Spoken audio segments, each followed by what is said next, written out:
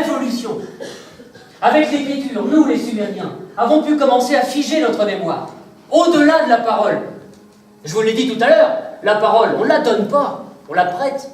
Et donc on la reprend quand on veut. Mais les mots écrits, on ne les reprend pas. Ils sont là figés, une fois pour toutes, au-delà du temps et de l'espace. Alors attention, au début, on n'écrivait pas du Victor Hugo, hein, non. Nos premiers écrits, c'était des écrits comptables, des inventaires, des reconnaissances de dettes, des lois, des règles, des hommages rendus au roi ou au dieu. Et puis après, on a commencé à raconter nos histoires, à écrire nos histoires, nos légendes. Avant l'écriture, on se les racontait aussi, hein, mais entre nous. L'histoire passait de l'un à l'autre au fil des générations. Et oui, mais si l'un d'entre nous disparaissait, se perdait dans le désert, ou oubliait l'histoire, eh bien l'histoire se perdait avec lui. Et comment on savait, nous, si à la fin ils se marièrent et eurent beaucoup d'enfants? Avec les mots écrits, on était sûr de le savoir. Et surtout de s'en rappeler.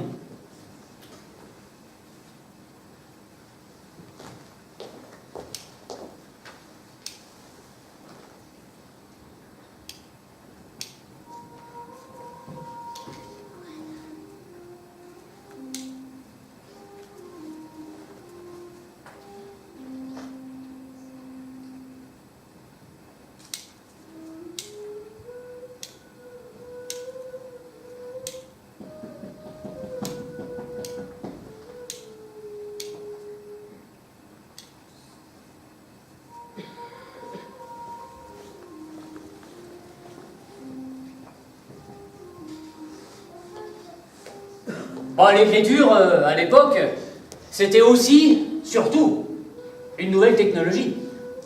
Et comme toutes les nouvelles technologies, elle a eu ses détracteurs, ses sceptiques, ses ennemis. Prenez Socrate, par exemple, le philosophe grec. Eh bien, lui, l'écriture, il n'en voulait pas. Non, d'ailleurs, il n'a rien écrit. Non, pour Socrate, les hommes devaient avant tout parler, discuter, débattre, face à face. Ils devaient être de brillants orateurs, pas de sombres scribouillards planqués derrière leur bureau. Non, pour Socrate, un livre, c'est un objet mort. Posez une question à un homme, il vous répond. Posez une question à un livre. Non, le livre ne dit rien. Pour Socrate, le livre donne l'illusion de savoir à celui qui en fait ne sait rien. Comme si on se prétendait cuisinier juste en lisant des recettes toute la journée. Non. Non, pour Socrate, le livre c'est juste un aide-mémoire pour celui qui sait déjà. Pour les autres, une dangereuse illusion de savoir.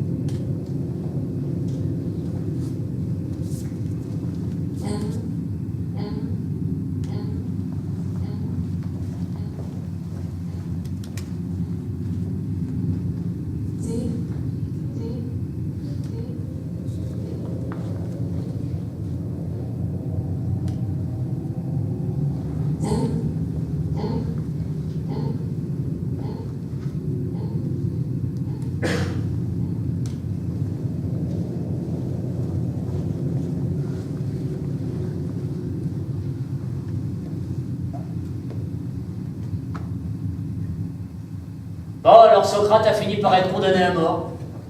Pas parce qu'il critiquait l'écriture, hein, non. Parce qu'il aurait encouragé les jeunes à ne plus croire en les dieux. Les dieux, tiens, ils ont joué un grand rôle dans cette histoire. Et les hommes ont toujours eu besoin des dieux, que voulez-vous?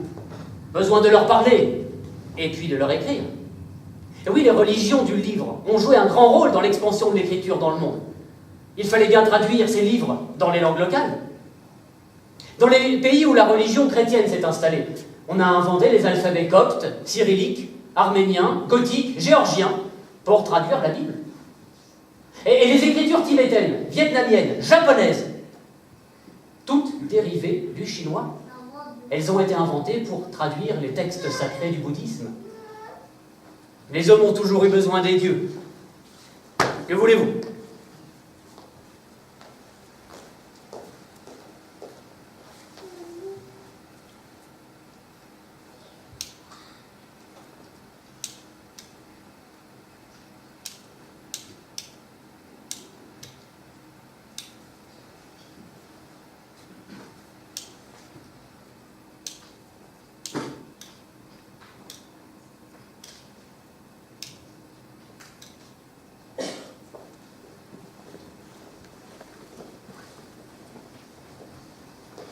Alors il n'y a pas que les alphabets qui ont évolué.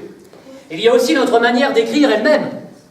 Au début, on écrivait avec des traits séparés, dessinés les uns après les autres. Par exemple, en écriture latine, celle que vous utilisez aujourd'hui encore en français. Si je veux écrire les lettres AB, qu'est-ce que je fais? Je pose mon stylo sur la feuille, je trace la boucle du A, ensuite je relève, je repose, je trace la barre qui ferme le A, puis je me déplace, je repose, je trace la barre du B, je relève, je repose, je trace la boucle qui ferme le B. Avantage, c'est propre, net. Inconvénient, ça prend un temps fou. Imaginez les pauvres élèves à l'époque. Alors écrivez chapitre 1, chapitre 1. Voilà, vous écrivez ça, on se revoit dans 2 heures. Donc, pour aller plus vite, on a inventé une autre forme d'écriture, l'écriture cursive. Cette fois-ci, on lève le moins possible l'outil du support. C'est-à-dire que si je veux écrire les lettres AB, par exemple, eh bien, en écriture cursive, je peux le faire en un seul trait. Beaucoup plus rapide. Alors par contre, on perd un peu en lisibilité. Les traits sont moins bien distingués les uns des autres, ils peuvent même se passer dessus, et les dessins de chaque lettre se ressemblent davantage. Bon. Pour écrire en cursif, en fait, il faut trouver le bon compromis entre écrire vite et écrire bien. C'est un compromis que n'ont toujours pas trouvé les médecins quand ils remplissent leurs ordonnances.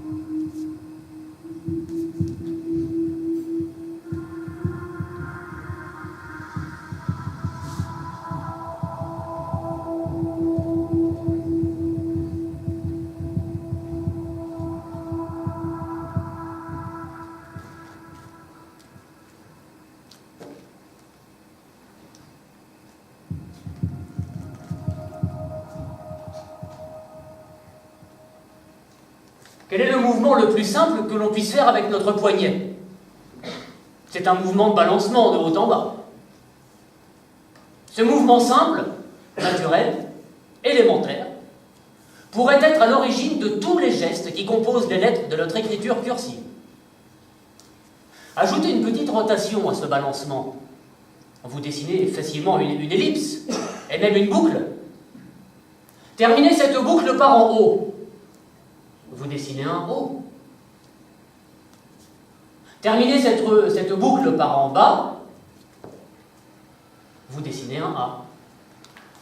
Reprenez votre balancement et faites avancer votre main en commençant par en haut. Vous dessinez un M. Si maintenant vous commencez par en bas, vous dessinez un U. Écrire un O ou un A, un M ou un U, c'est presque la même chose. D'ailleurs, quand on écrit vite, nos M et nos U se confondent.